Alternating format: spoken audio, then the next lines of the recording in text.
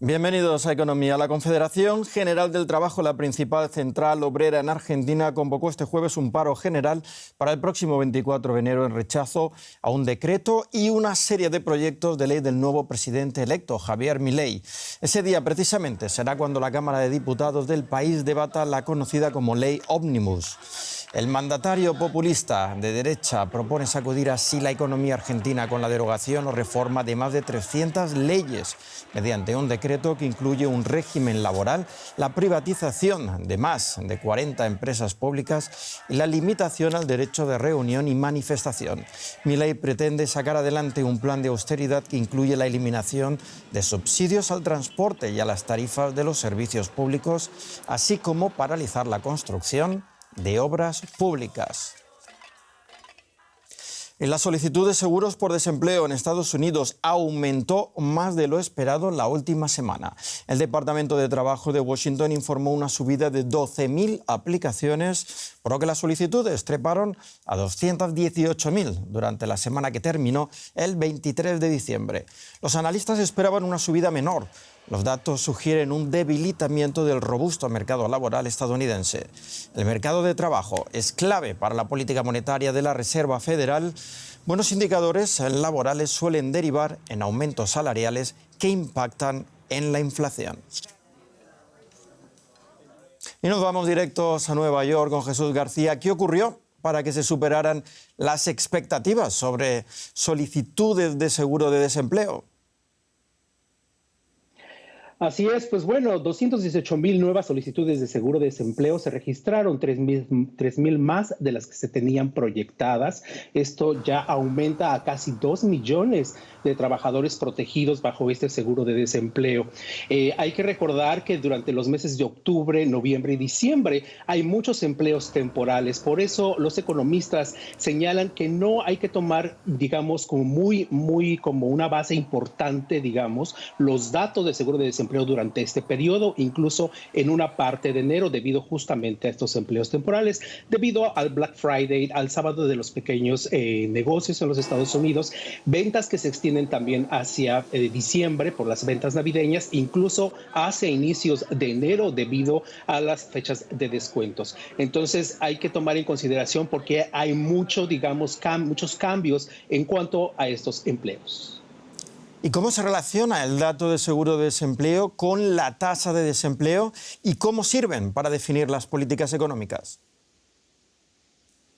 Pareciera como un camino como natural comparar la tasa del desempleo con el seguro de desempleo o de ahí determinarla, pero no ocurre así debido justamente a que no toda la gente que está desempleada tiene seguro de desempleo. Actualmente se estima que aproximadamente 6 millones de personas no tienen empleo, es decir, el 3.7% del mercado laboral, pero alrededor de 2 millones de personas tienen seguro de desempleo, una cifra que va variando cada semana, porque hay que recordar también que el seguro de desempleo está limitado. Son 26 semanas en promedio, aunque cada estado va cambiando dependiendo de sus reglas. Entonces, una persona que termina el ciclo en cuanto a la protección de desempleo no necesariamente ya consiguió un empleo, o una persona que terminó el seguro de desempleo es porque seguramente si lo terminó de manera voluntaria porque obtuvo ya un nuevo empleo. Entonces esos elementos son fundamentales. Hay que recordar que la encuesta de población actual se aplica justamente para determinar la tasa de desempleo que, como mencioné, se establece en 3.7%.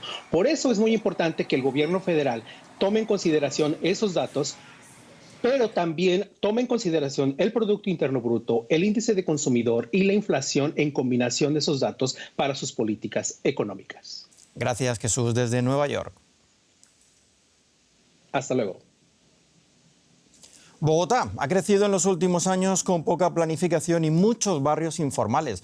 La ciudad presenta un déficit habitacional de 600.000 unidades, lo que significa que parte de su población vive en espacios estrechos y que el mercado inmobiliario tiene altos costos. La ciudad lleva años planeando su expansión, pero la construcción de nuevos apartamentos afectará una de las reservas ambientales más importantes de la ciudad, la reserva Van der Hamen.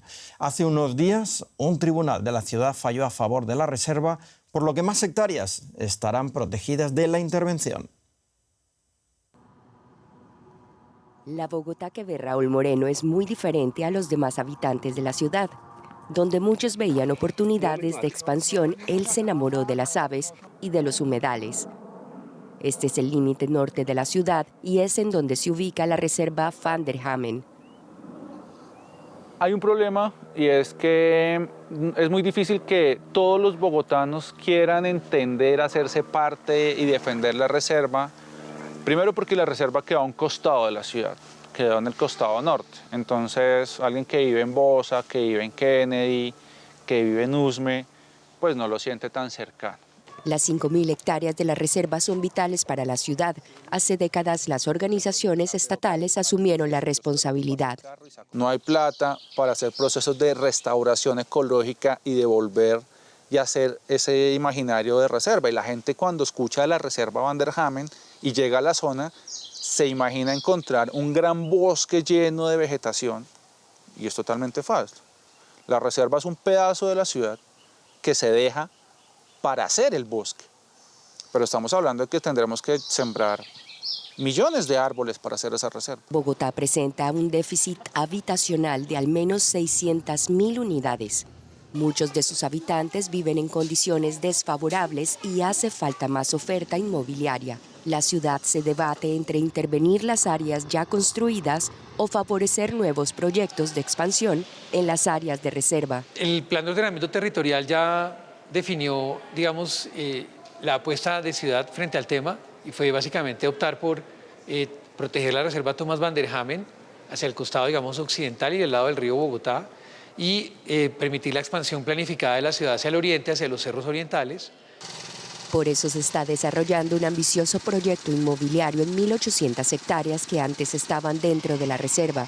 Acá se construirán 135.000 unidades habitacionales. El pilar fundamental sobre el cual se soporta Lagos de Torca desde su planificación es el respeto y el respeto por los activos ambientales y la estructura ecológica principal de la región, pero adicionalmente no solamente el respeto, sino la reconformación y potencialización de los activos ambientales que allí se localizan. Los constructores afirman que existe un plan para mitigar el impacto ambiental y que se incluirá un parque que favorecerá la conexión ecológica entre las montañas y la sabana. Pues sí hay un impacto gigantesco y es poder, o mejor dicho, afectar una estructura ecológica principal. Y eso al final va a afectar la calidad de vida, va a afectar la calidad del agua, flora y fauna de una riqueza absoluta que seguramente y por más cuidado que se tengan estos procesos de urbanización, sí o sí, de alguna u otra forma, en mayor o en menor medida, se va a ver afectada negativamente. La lucha constante de Raúl y la Fundación se tradujo en la recuperación de cuerpos de agua y en la siembra de más de 100.000 árboles endémicos. Es un resultado muy bonito de los 23 años que hemos venido trabajando, donde vemos resultados y es único, es un paraíso, es un lugar muy tranquilo. Que Bogotá podría haber tenido muchos lugares así. En las últimas horas, un tribunal local falló a favor de proteger más áreas de la reserva, donde se iba a construir el proyecto de apartamentos. Algunos consideran que es un regalo de Navidad para la reserva Van der Hamen.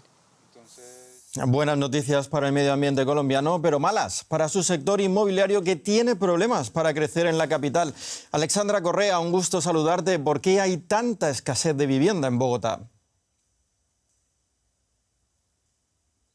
Con gusto saludarte también. Se debe a varios factores: la creciente migración interna y externa, es decir, los colombianos que se desplazan a vivir a la capital, y la externa, los venezolanos que huyeron de la crisis en su país y se radicaron en Bogotá. Hablamos de cientos de miles, de 2.800.000 venezolanos que están viviendo actualmente en Colombia, según cifras de migración.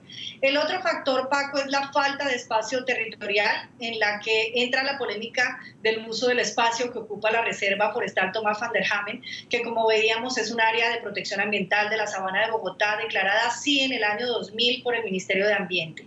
La anterior administración de la Alcaldía de Bogotá quería usar parte de esa reserva para construir esas viviendas y encontrar de esta manera una solución a la escasez, pero hoy un tribunal, como dices tú, falló a favor de protegerla. El otro factor es que la construcción cayó en el país a causa de, entre otros factores, por las altas tasas de interés, Paco, quedando este sector como el que más se está contrayendo. 8% respecto al año anterior en el tercer trimestre en el marco de la economía nacional colombiana. Imagino que la escasez habrá disparado los precios. ¿Cómo está evolucionando el mercado inmobiliario en Bogotá? Bueno, Colombia tiene tasas de interés muy altas, de hecho están entre las más altas de la región latinoamericana. La de crédito hipotecario, Paco, está en un 17% de interés anual, lo que desincentiva al comprador, golpeando al sector inmobiliario. Ahora, el alquiler de vivienda también está elevado ya que está indexado, es decir, que sube con la inflación que está por encima del 10%, más de 3 veces la meta del Banco de la República. Con este panorama, Paco, del sector habitacional colombiano y bogotano, no solo se impacta negativamente a las familias que viven en condiciones de hacinamiento o en lugares muy pequeños, sino que impacta al sector que ha sido uno de los motores de crecimiento más importantes en las últimas décadas en Colombia. Muchísimas gracias, Alexandra Correa, desde Bogotá. Con gusto, Paco. Hasta pronto. Tenemos tiempo ahora para una última nota. En Roma abrió sus puertas el primer restaurante gourmet, pero para perros. Los canes podrán cenar lujosamente junto a sus dueños. Según informa el dueño del restaurante, el menú para perros se ha elaborado en colaboración con veterinarios y especialistas en comida para perros. El local se llama Fiuto, algo así como olfato en italiano. El propietario parece tener buen olfato para los negocios. Le llueven las reservas de clientes de 4 patas. Pues aquí ponemos punto y final a esta edición de Economía. Les invito a que visiten nuestra página web y redes sociales. En nombre de todo el equipo, gracias por elegirnos y por informarse con nosotros. Hasta luego.